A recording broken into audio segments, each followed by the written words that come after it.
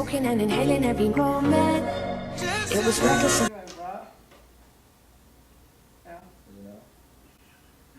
right. Let us know in the comments if we need to fix it. All right. Today we have a special guest, the one and only. What should we name you? My name would probably be the best thing. Mr. Angel himself. Today we're going to talk about habits, topics, subtopics on habits and what we've learned, parts of our... Different habits that we've built up over the years. What's your take on habits? Yeah, so for me personally, I think one of the biggest habits that I've been able to create is reading. And I think just kind of like absorbing material in general. And I know like with my life, a lot of people have asked me how I've been able to read so much. At different points in my life, I've been able to read close to a book a day or a book a day. Other times I don't read anything. And for a lot of people that sounds like total BS. And I proved that. I take a lot of note taking and I do a lot of that. Information I can regurgitate in a million different ways, so that's something that I've seen that not a lot of people are doing, and I know it's a rare habit that I've been able to pretty much master, and can flip on and off as needed. I've built a ton of habits. I think the hardest habit to me personally has been to work out. I've always worked out my whole life, but as an adult, life gets in the way. So working out has definitely been the hardest one. And I think that's a really important, like what she said, that she has a ton of habits. There's a book called The Power of Habit by Charles Duhigg, which it's a great book, highly recommend it. I highly recommend every book I read, otherwise I wouldn't read it. And it basically says that, the majority, it's like 60-70% of daily tasks are habits, and I think it's so easy for us to forget that we really do have habits, and just learning how to engage with them, manipulate them, and kind of change the routines related to those, rather than saying like, oh, I need good habits. We all have good habits. Brushing your teeth is a good habit. We all do it. I hope most of us do. I know a couple of people that don't. Yeah, so we all have good habits. And we all have bad habits. Just learning how to engage with each one and kind of like swapping them around, changing the routines, is what really ultimately is going to like drive people to becoming a better person, or having a better body, having a better state of mind, that kind of thing. We actually had a conversation on this. He started talking to me about this book that he read, and it was like an hour-long conversation where we were talking about habits and the benefits of it all. How did we start some of our habits? All right, so for me, reading, I hated reading. I would say probably 99% of the world hates reading, so I was and am definitely part of that. The reason I say I still am is because I hate fiction. I cannot read fiction if someone paid me.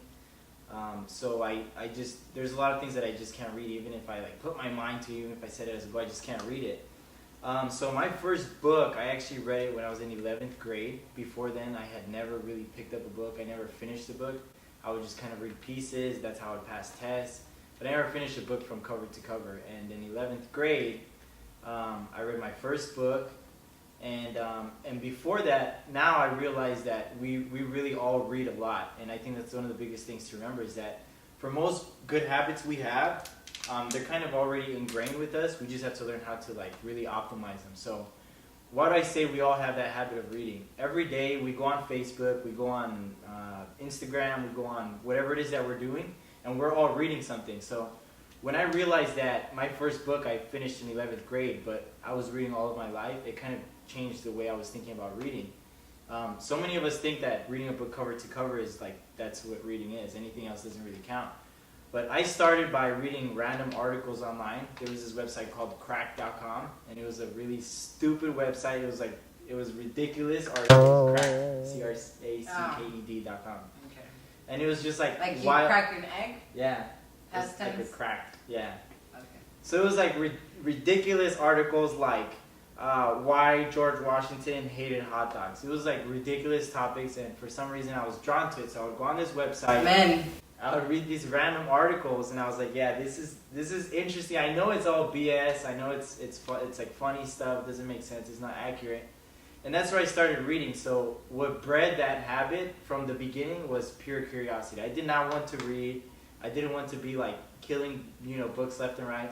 I just wanted to understand if George Washington liked hot dogs or not. So that's where it started. And then little by little, I found myself going into the website almost daily to check up their articles. I would read a few of their articles. Make sure what other presidents do. I wonder if foods. Theodore Roosevelt was more of a... Like donuts. Yeah. So if no one has gone to the website, you guys can see, now it's like so not a reputable source for anything. You can't hold a conversation. You can't do anything with the information on that website. So slowly it began to evolve into things that really, really were beneficial to me. And that's where I think it got like really, really critical, and the reading kind of skyrocketed. There were questions in my life, and there still are questions in my life, or just different day-to-day activities that I had that they were just bugging the crap out of me. So when I wanted to see, for example, like how someone started a business, or different ways to clean the kitchen, whatever it is, like there was certain questions in my life that I felt I needed to answer. How to improve your grades in school, how to get your homework done faster, how to read faster. And it was kind of like these little daily dives for little bits of information that were going to make my life easier, that slowly started building up into taking more serious information into consideration. So first it started with articles on how to be a better person and how to manage your stress. And then I was like, you know what, there's books out there where this person is like talking about it for 200, 300 pages. Maybe I should try that. So I would get these random books, and then when they were actually answering my questions, I was like, wow, I actually got the answer I was looking for. I learned even more. I got answers to questions I wasn't even asking. So my reading took off. At that point, I was like I was devouring books left and right. I was killing a lot of books on political theory, socioeconomic theory, really, really intense stuff in 11th and 12th grade. And that's what ultimately really diverted me from my age group. I can say almost 100% guaranteed when I was a junior or senior, I was consuming more information than most of my classmates, because they were limited to chapter 1 is equilateral triangles and Cracked. and cracked.com. And at that point I was like, why is it that, why am I so short? What it has to do with the anatomy that makes me so short? Can it ever be manipulated or whatever? So that's how I started that habit. And I never really would have imagined it, because like I said, I was going on crack.com. Most people start reading like actual legitimate information, National Geographic or whatever, something like reputable. I was trying to understand why the presidents like hot dogs. I started my working out habits. I hate when I say a lot. I still have that. That's just a public speaking skill, yeah. Anyways, all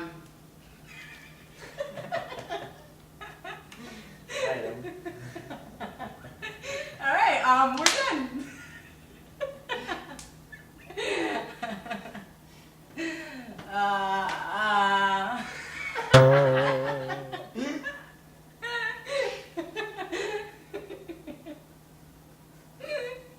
You're taking out my battery life.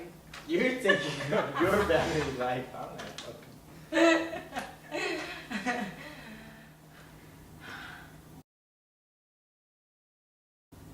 Fix my chakras.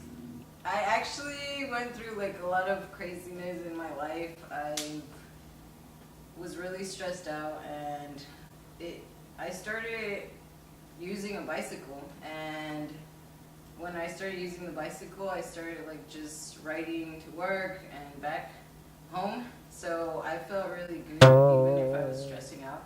And when I got home, I felt super tired, and then I could sleep extra nice. So then I started building the habit of using the bicycle. Then I started going to the gym with the bike. Something that I can tell right off the bat is that the two of us started those habits. It was purely out of function to begin with. Like, you were doing it to kind of relieve stress, to to get something done. It wasn't like because you wanted to build a exercising habit. It just happened out of function. And same thing with me. I had questions I needed answers to, and that's why I did it. So I think that it kind of like really points out that, you know, when you're building a habit, you can't just do it for the sake of building that habit. There has to be something that you genuinely want to accomplish with it. If reading a ton every day is your goal, if you don't have like an actual motive or like something that engages you to begin that habit, it's never really going to happen. The same thing with like working out. If you just want to work out for the sake of like physical fitness, but you don't have like the motive to like really change the way you look, or to go out and be active, or because you want to make a certain team, or you want to get, you know, this position on your team, or whatever it is, if it's not like a specific function that you're really aiming for, it's going to be difficult to stay on track and like really like be able to take on that habit on days you don't really want to. That habit made me build other habits and other habits and other habits. And the more that I did go to the gym and start working out, I started obviously seeing results, and seeing these results motivated me to keep going. So elaborating like what she said, that you build one habit and then it helps you build other habits. In that book, The Power of Habit, it's what's called a keystone habit. So when you create like a really big habit and everything kind of like, you make everything revolve around that, so many things will change. When you go to the gym and you like really put your heart and mind into it, when you get home, you're going to think twice about eating a burger or something like that. So creating a keystone habit like working out, it's going to help you, it's going to kind of force you to create other habits, because if you're going to go to the gym at the end of the day, you're going to have to shower after the gym. So you're going to be cleaner. After going to the gym, you know, you have to eat a healthy meal, so you're going to be encouraged to eat more healthier. So you create specific habits like that, your whole life begins to revolve around that habit that's so ingrained into you, that you create other little successful habits until you build more and more and more habits, and then you have this huge list of, you know, healthy habits that you're doing every day.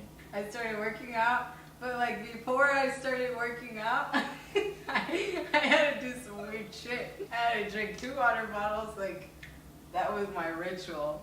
2 water bottles, and then I had to listen to that one song, Animals by Martin Garrix? That one.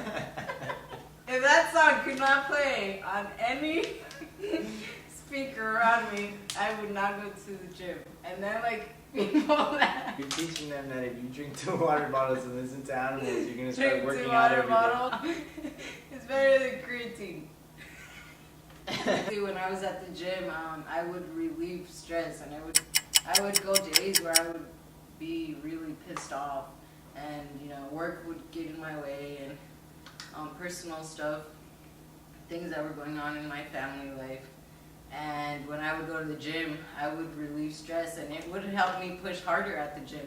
Just little things that really click in your mind, like taking an extra step. Stairmaster, taking an extra step, and that triggered me to keep doing it more and more. And you know, it obviously built results.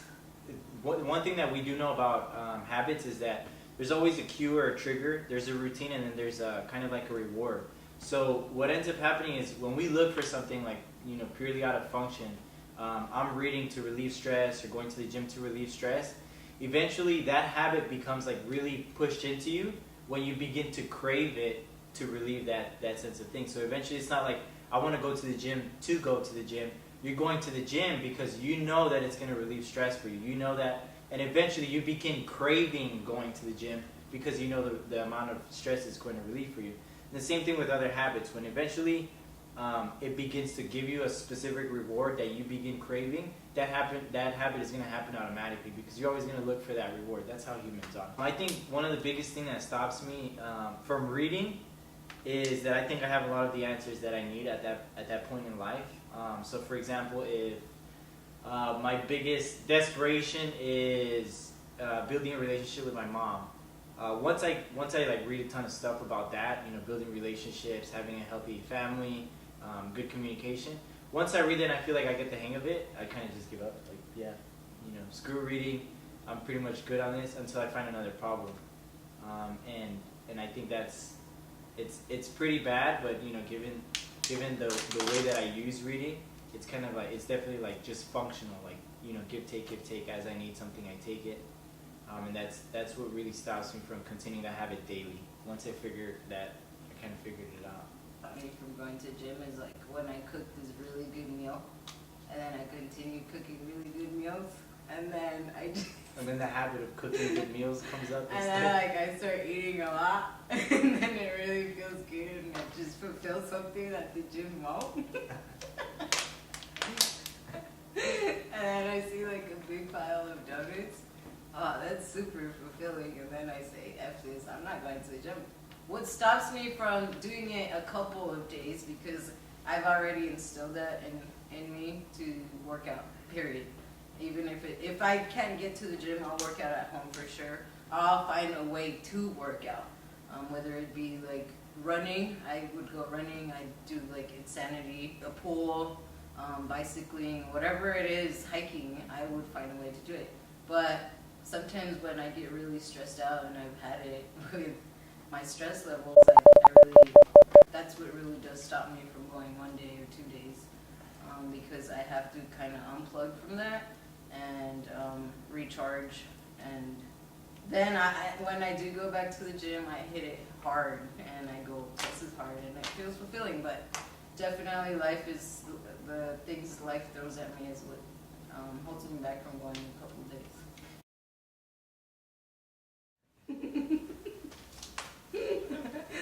My script.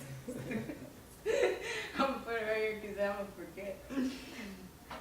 Looking at a fucking envelope. We should do. Janet.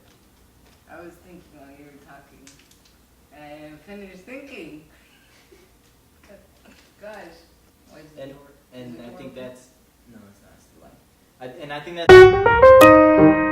that's.